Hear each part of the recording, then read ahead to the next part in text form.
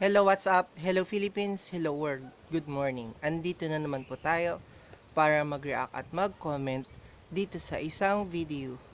Tungkol naman ito sa masasabi nating basher ni Ferdinand Marcos.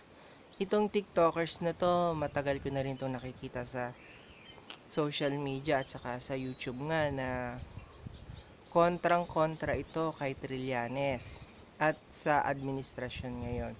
So yung mga TikTok nila, nauso talaga yung mga basher o yung mga naninira, yung mga humihilap pababa sa mga tao.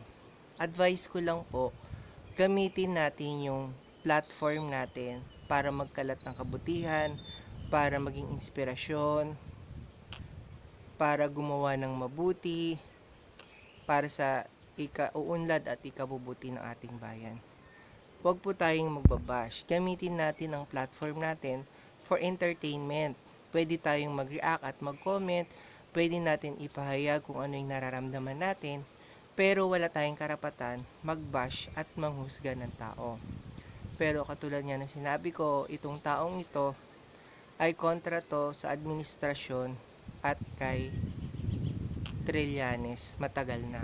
Alam ko kasama to sa dinimanda ni Trillanes. Aga-aga, sabihin mo, late na, ngayon nyo pa? Ayun nyo pa yung naisip? Ayun nyo pa naisip na babaan ang presyo? Diyos ko! Ang tinutukoy niya dito is yung pangako nga ni Ferdinand Marcos na 20 pesos per kilo. So, pinangakuan na nga kayo eh. Gusto nyo pa, to pa rin. Ano yun? Dalawa na. So, ang masasabi ko lang dito, hindi natin agad or hindi agad magagawa ng administrasyon ang 20 pesos per kilo. Kasi marami pong maapektuhan. Kung ibababa po natin ng 20 pesos per kilo ng bigas, bababa po ang presyo ng palay. So, ang maapektuhan po nito ay yung mga farmers natin, yung mga nagpapagod at saka naghihirap dito sa ating bansa or kahit saang lugar.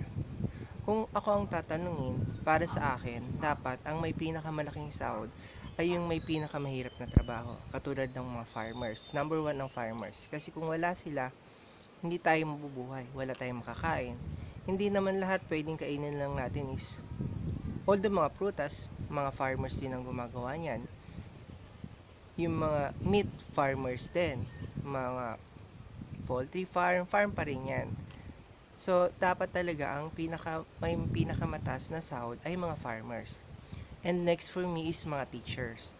Kasi ang mga teachers, kung wala sila ngayon, kung wala sila, wala tayo ngayon sa kinatatayuan natin. Walang seaman, walang engineer, walang attorney, wala lahat kung wala ang mga teacher. So, after farmers, for me, pangalawang pinakamataas na sahod is yung mga teacher.